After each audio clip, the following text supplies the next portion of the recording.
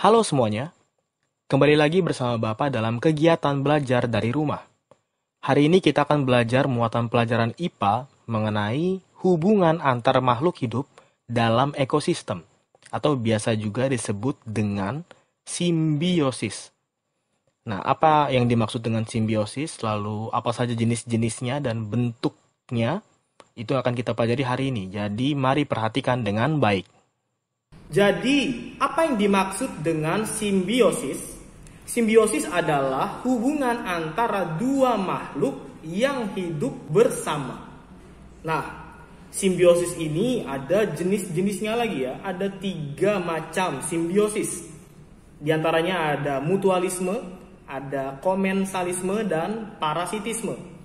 Kita akan bahas satu per satu. Yang pertama yang akan kita bahas adalah simbiosis mutualisme. Apa artinya? Simbiosis mutualisme adalah hubungan antara dua makhluk hidup yang saling menguntungkan. Kata kuncinya adalah saling menguntungkan ya. Contoh hubungannya apa Pak? Contohnya diantaranya yang pertama adalah hubungan antara kerbau dan burung jalak. Nah, bagaimana bentuk hubungan keduanya? Burung jalak ini biasanya hinggap di tubuh kerbau untuk memakan kutu yang ada di tubuh kerbau ya. Nah, jadi burung jalak ini diuntungkan karena mendapat sumber makanan, yaitu kutu kerbau. Nah, selain burung jalak, kerbau juga diuntungkan karena tubuhnya dibersihkan oleh burung jalak. Jadi kerbau dan burung jalak sama-sama diuntungkan ya. Burung jalak mendapatkan makanan, sedangkan kerbau tubuhnya lebih bersih. Lalu yang kedua adalah kupu-kupu dan bunga. Bagaimana bentuk hubungan keduanya? Nah, seperti yang kita tahu ya, kalau kupu-kupu itu hinggap ke bunga, itu untuk mencari nektar ya, atau memakan nektar. Nektar itu semacam madunya yang ada di bunga gitu ya. Nah, jadi diuntungkan ya. Nah, sedangkan bunga juga diuntungkan karena ketika kupu-kupu mencari nektar, kupu-kupu ini secara tidak langsung membantu proses penyerbukan. Penyerbukan ini proses perkembangbiakan pada bunga ya. Jadi bunganya bisa berkembang biak. Begitu. Jadi sama-sama diuntungkan.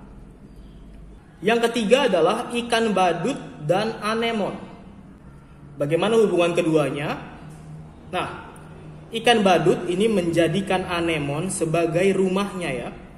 Sehingga ikan badut diuntungkan. Selain itu juga anemon dapat melindungi ikan badut dari ikan-ikan pemangsa. Karena anemon memiliki sengat atau racun ya di bagian-bagian tubuhnya.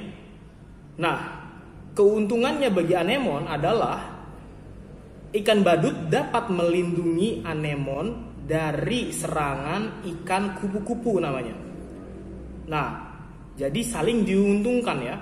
Ikan badut melindungi anemon, anemon juga melindungi ikan badut. Masih banyak lagi contoh simbiosis mutualisme ya.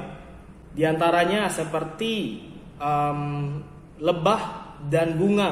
Itu bentuknya sama seperti kupu-kupu dan bunga ya. Lalu ada juga bangau dan kudanil. Itu juga bentuk hubungannya sama seperti burung jalak dan kerbau. Dan masih banyak lagi contoh-contoh lainnya ya. Jenis simbiosis yang kedua adalah simbiosis komensalisme. Adalah hubungan antara dua makhluk hidup yang menguntungkan salah satu pihak namun tidak merugikan pihak yang lainnya. Jadi yang satu untung, yang satu biasa saja, tidak diuntungkan, tidak dirugikan gitu ya. Contoh simbiosis komensalisme. Di antaranya yang pertama adalah ikan hiu dan ikan remora. Bagaimana bentuk hubungan keduanya? Ikan remora ini biasanya mengikuti ikan hiu atau menempel pada ikan hiu untuk memakan sisa-sisa makanan yang terdapat di sekitar tubuh ikan hiu. Nah, selain itu, di samping itu juga ikan remora secara tidak langsung mendapat perlindungan dari ikan hiu ya. Lalu bagaimana dengan ikan hiu? Apakah ikan hiu diuntungkan? Tidak, ikan hiu tidak diuntungkan ataupun tidak dirugikan. Jadi ikan hiunya biasa saja ya. Dan juga tidak keberatan dengan keberadaan ikan remora, karena ikan remora bukan makanannya, begitu. Jadi ikan remora diuntungkan, ikan hiu tidak diuntungkan ataupun tidak dirugikan. Contoh yang kedua adalah anggrek dan pohon besar. Anggrek ini kan hidupnya menumpang pada tumbuhan lain. Nah, ketika anggrek menumpang pada tumbuhan lain, anggrek ini diuntungkan karena dia dapat pasokan cahaya yang cukup ya. Tapi tumbuhan lain yang ditumpangi ini tidak dirugikan oleh pohon anggrek ataupun tidak diuntungkan ya. Lalu contoh yang ketiga adalah teripang atau biasa dikenal dengan sebutan timun laut ya, dan udang. Udang ini biasanya menempel pada teripang untuk memakan makanan yang ada di sekitar tubuh teripang ya. Jadi numpang begitu. Sedangkan teripang ini tidak merasa dirugikan atau tidak diuntungkan dengan kegiatan atau aktivitas si udang. Lalu simbiosis ketiga adalah simbiosis parasitisme.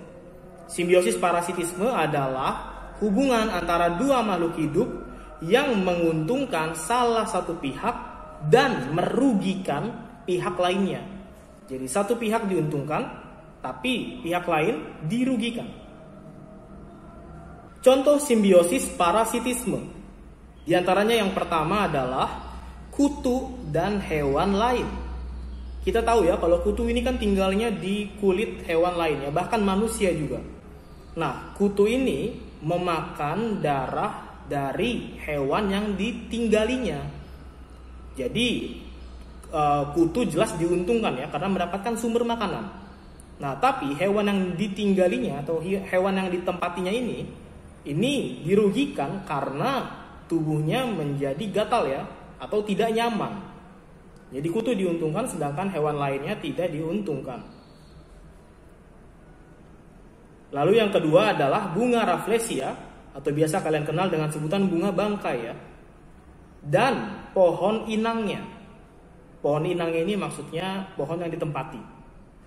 Nah, bunga rafflesia ini dia hidup dengan menyerap sari makanan yang ada di sekitarnya, termasuk pohon yang ditempatinya. Jadi bunga rafflesia ini tidak bisa tinggal atau hidup sendiri ya. Dia harus numpang ke pohon lain.